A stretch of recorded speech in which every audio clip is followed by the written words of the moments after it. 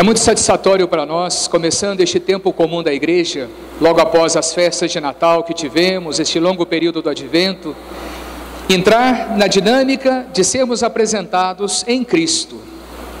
E se você prestou bem atenção na palavra de Deus hoje, ela nos dá 3 momentos dessa alegria. Em primeiro, o profeta fala deste homem eleito, eleito segundo o coração de Deus. Então não somos nós que vamos nos metendo a besta de fazer o que queremos, mas escutamos a voz do Espírito, nos sentimos chamados por Ele, consagrados por Ele e enviados por Ele a viver a missão que nós precisamos viver. E aí você percebe a diferença daquele que é eleito. Ele serve com alegria.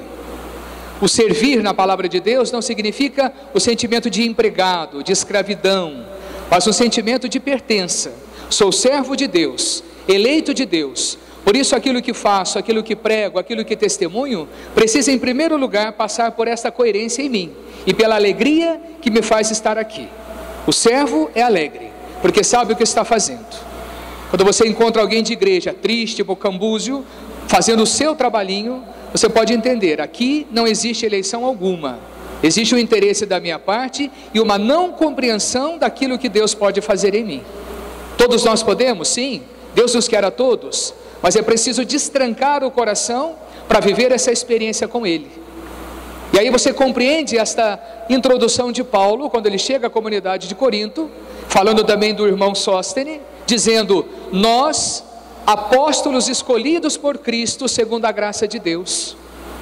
Portanto, não sou eu que estou me oferecendo, mas eu fui encontrado na minha história de vida, nós bem sabemos quem era Paulo, fui encontrado na minha história de vida, no meio do meu pecado, da minha fragilidade, e Deus encontrou graça em mim, e me deu a oportunidade, ainda em vida, e é claro, sempre assim, de viver um novo tempo na graça de Deus. Então ele fala com essa convicção, apóstolo escolhido por Cristo, falando aos meus irmãos, que também são escolhidos por Ele. Portanto, traz a boa notícia, traz a alegria, e aí ele faz essa saudação, a graça de Deus esteja com todos vocês. Só pode desejar a graça de Deus para alguém quem está nessa graça. Só pode desejar o bem a alguém quem está nesse bem.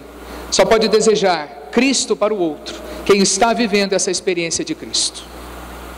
E foi assim que João experimentou a presença do seu primo. Quando chegando ali no Jordão, ele dá o testemunho, eu vi e dou o testemunho, que o Espírito desceu sobre ele, e essa voz confirma, este é o meu filho amado. João nos dá dois testemunhos interessantes. Primeiro, ao apontar Cristo como o Cordeiro de Deus, ele resgata toda a história da Bíblia, lá do Antigo Testamento, que apresenta no Cordeiro sempre o elemento sacrificial a Deus. Se você acompanhar a história antiga, todo o povo que fazia um sacrifício a Deus, sacrificava por excelência o Cordeiro, porque ele nos remete à intimidade de Deus, por ser um animal manso, um animal indefeso, um animal que se alguém não cuidar dele, ele não vai cuidar dele mesmo. Portanto, Deus se faz Cordeiro, e aí nós vamos experimentar isso em Cristo, o Cordeiro imolado de Deus que faz o sacrifício pleno, perfeito da sua vida por nós. Então João nos resgata a simbologia sacrificial do Cordeiro de Deus, e depois nos dá essa novidade, eu batizo na água, mas será aquele que batiza no Espírito, porque é no Espírito que a novidade da igreja precisa viver, para completar assim toda essa dinâmica da Trindade. Como dizia ainda na semana passada, nós batizados trazemos em nós a marca da Trindade, e é bonito a gente perceber isso. O que eu tenho do Pai em mim? O Pai nos é apresentado como a misericórdia, e se eu trago em mim traços de misericórdia, sentimentos de misericórdia, palavras de misericórdia, atitudes de misericórdia, o Pai está agindo em mim. Tal Pai, tal Filho. Trago em mim marcas de Cristo, e nós não precisamos ir muito longe. Portanto, quem é o Cristo da minha vida? Aquele que entra na história humana não para danificar a vida de ninguém. Se Cristo entra, é apenas para nos levar para uma vida melhor. Por isso que a igreja precisa ser fiel aos seus ensinamentos e tornar a vida de um cristão leve, possível, verdadeira, sincera, em que ele possa perceber que passo a passo, ele está caminhando nesse caminho da santidade. E que muitas vezes não são os seus erros, os seus fracassos, que o faz estar fora da graça de Deus. Basta ele querer. Essa é a misericórdia do Pai, essa é a certeza de Cristo. Se eu quero, Deus vai me conceder a graça que eu estou buscando. Mas eu compreendo a força desse Deus misericordioso e do Cristo em mim pela ação do Espírito Santo. E quem é o Espírito Santo senão o entendedor do mistério do Pai? Às vezes nós cristãos ficamos preocupados em compreender a totalidade de Deus na nossa fé. Podemos tirar o cavalinho da chuva, ninguém vai compreender nada. Deus é imenso.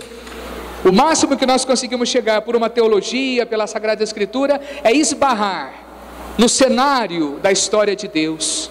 Mas perscrutar a importância, o significado, a identidade de Deus, isso será sempre um desejo profundo do nosso coração. Então nós temos na igreja santos, místicos, homens que buscaram essa experiência contínua, viveram essa experiência contínua. Por isso que é bonito na nossa igreja cristã, católica, a gente viver aquilo que é próprio da igreja. Dizia ainda na missa há pouco, o cristianismo não pode ser uma euforia. Nós não podemos viver momentos de euforia na nossa fé. Hoje está ótimo, está emocionante, está bonito, depende do meu estado, depende... Não, cristianismo é o mesmo que perseverar. É como a nossa vida todos os dias.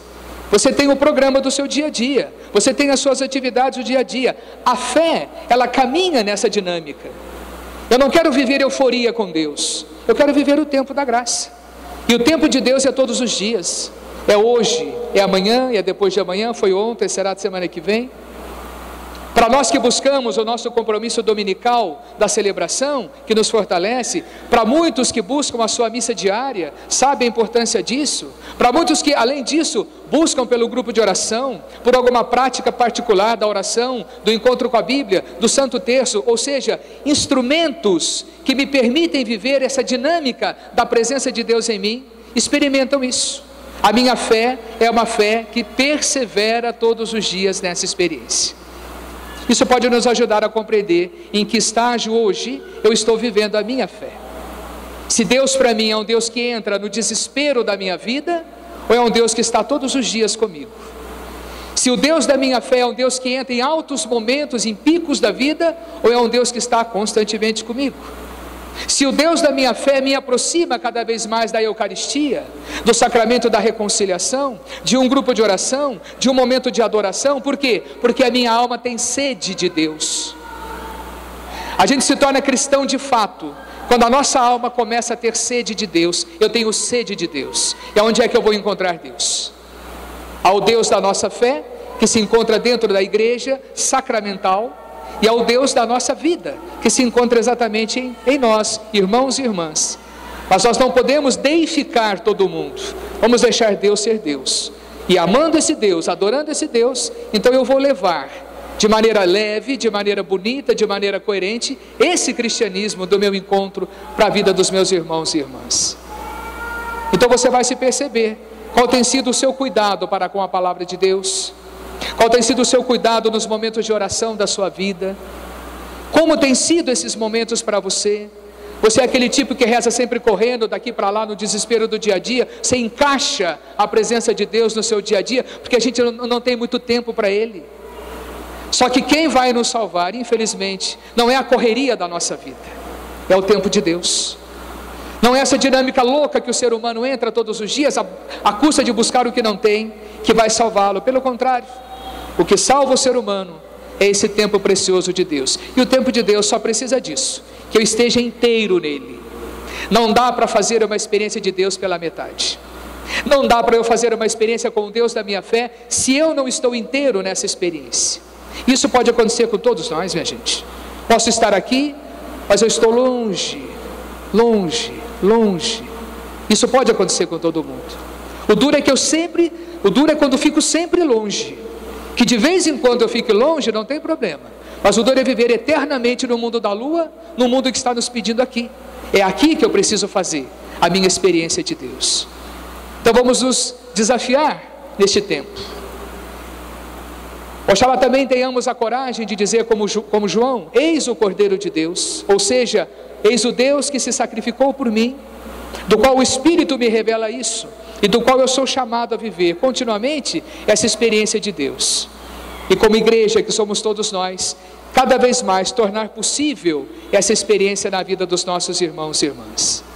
Lembrando sempre, minha gente, que Deus vem para desatar tudo aquilo que é confusão dentro de nós. Deus vem para nos tornar homens e mulheres de liberdade, de convicção, de clareza, de uma vida bonita, longe de nós tudo aquilo que possa interferir nesse plano de amor do Pai, e que nos permite viver essa fraternidade de irmãos e irmãs, aproximando cada vez mais as distâncias que muitas vezes nos separam. Esse é o grande desejo do céu, de que celebremos hoje a antecipação do paraíso que um dia esperamos chegar, e que Deus nos ajude a viver esse caminho da nossa fidelidade. Creio em Deus Pai Todo-Poderoso, Criador do céu e da terra,